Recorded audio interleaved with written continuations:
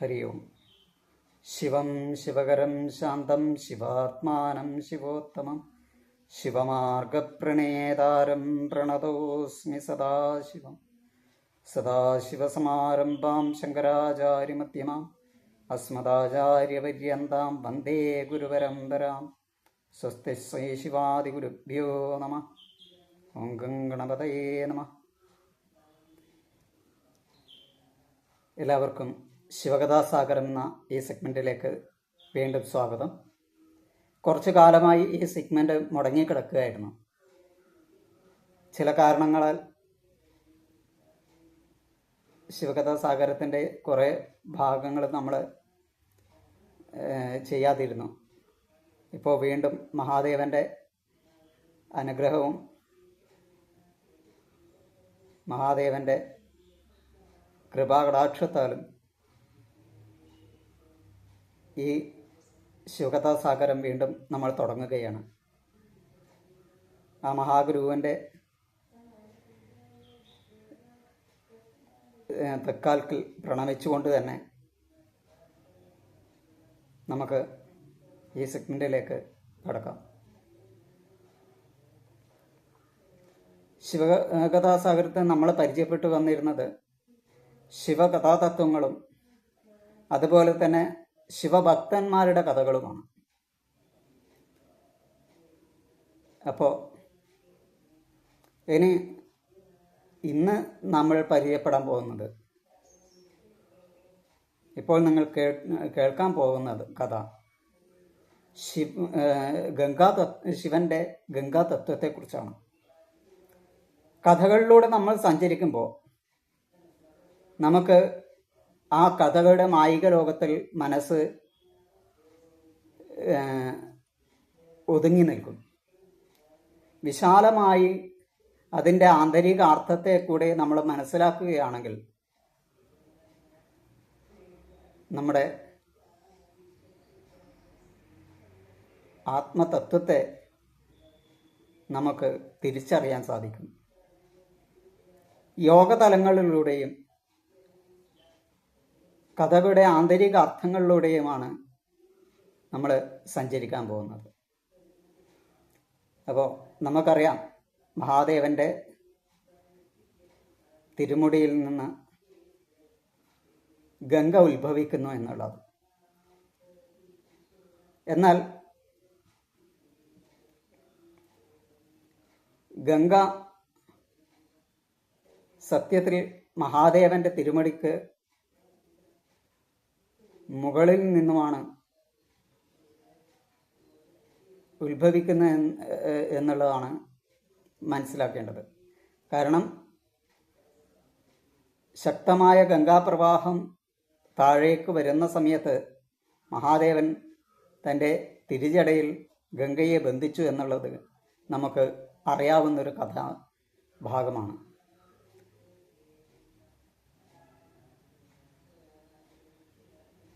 അങ്ങനെയുള്ള ഗംഗയെ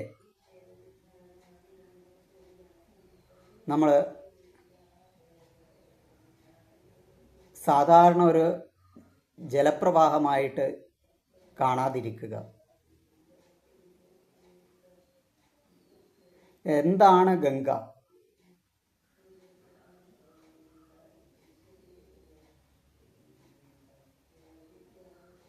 അതാദ്യം മനസ്സിലാക്കണം. ഇവിടെ ഗംഗ എന്ന് പറയുന്നത് ഒരർത്ഥത്തിൽ ജ്ഞാനം എന്നുള്ള അർത്ഥത്തിൽ നമുക്ക് എടുക്കാം.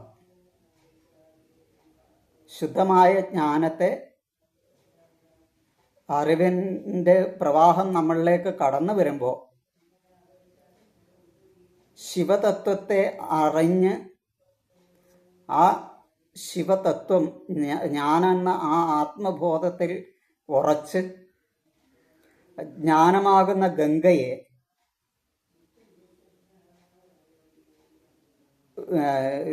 തന്നിലൊതുക്കാൻ സാധിക്കുക എന്നുള്ളതാണ് ആ ഒരു കഥാഭാഗം കൊണ്ട് ഋഷീശ്വരന്മാർ നമുക്ക് കാണിച്ചു തരുന്നത്.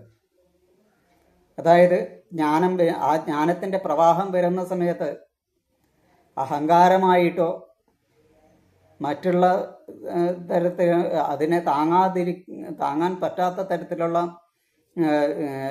ഒരു എനർജി ആയിട്ടോ നിൽക്കുന്ന സമയത്ത് അവിടെ അതിനെ ഉള്ളിലൊതുക്കാൻ സമചിത്തതയോടെ അതിനെ സ്വീകരിക്കാൻ ആ ഗംഗാപ്രവാഹത്തിൻ്റെ ശക്തിയെ, അതായത് ജ്ഞാനത്തിൻ്റെ ഒഴുക്കിൽ നമുക്ക് ലഭിക്കുന്ന അഹങ്കാരാദികളോ അല്ലെങ്കിൽ അമിതമായ സന്തോഷമോ അമിതമായ ഒരു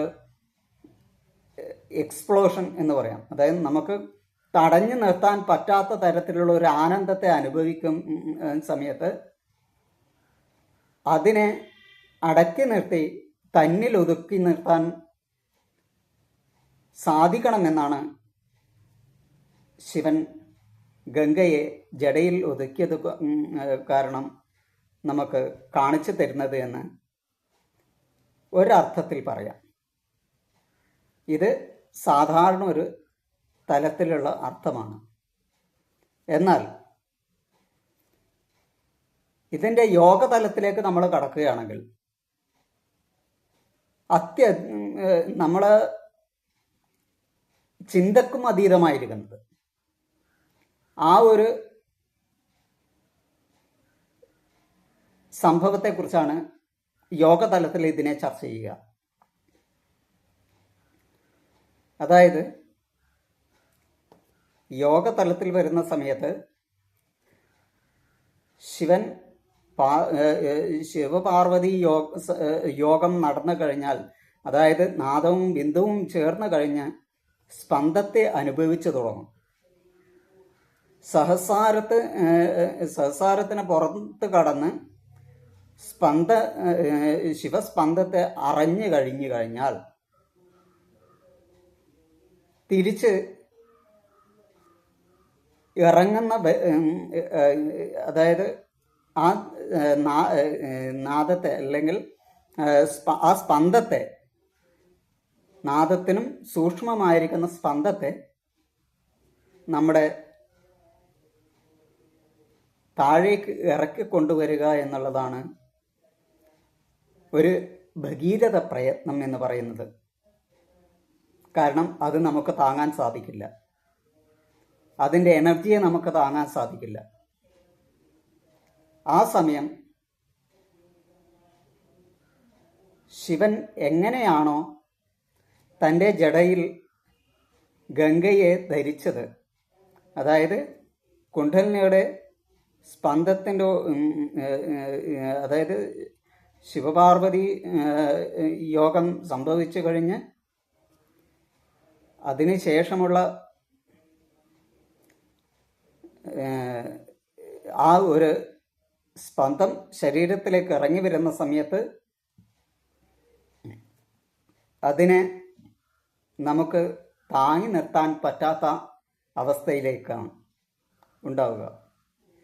ഈ താങ്ങി നിർത്താൻ പറ്റാത്ത അവസ്ഥ നമ്മുടെ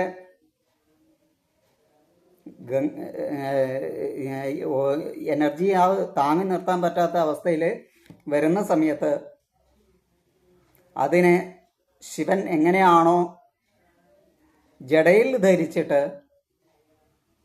ലോകോപകാരപ്രദമായിരിക്കുന്ന രീതിയിൽ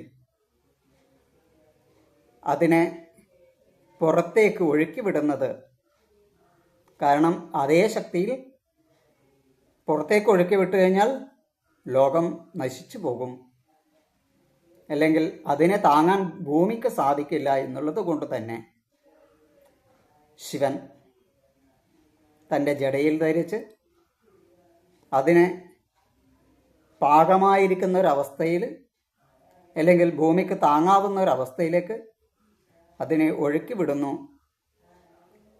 എന്നുള്ളത് നമുക്ക് കാണാം. അതുപോലെ തന്നെയാണ് സ്പന്ദത്തെ അനുഭവിച്ച് ആ സ്പന്ദം ശരീരത്തിലേക്ക് ഇറങ്ങി വന്നാൽ അവനവൻ്റെ ശരീരത്തിന് നാശം വരാതിരിക്കുകയും ഈ സ്പന്ദത്തെ ലോകത്തേക്ക് ഒഴുക്കി വിടുകയും ചെയ്യുക, അതായത് ലോകോപകാരപ്രദമായ രീതിയിൽ അതിൻ്റെ അളവിനെ ഒതുക്കി ഒതുക്കി വിടുക, അല്ലെങ്കിൽ അതിനെ ത്വരിതപ്പെടുത്തുക എന്നുള്ള ഒരു പാഠം, മഹത്തായ ഒരു യോഗതത്വം നമുക്ക് മഹാദേവൻ എന്ന ആ മഹാഗുരുനാഥൻ കാട്ടിത്തരുന്നുണ്ട്.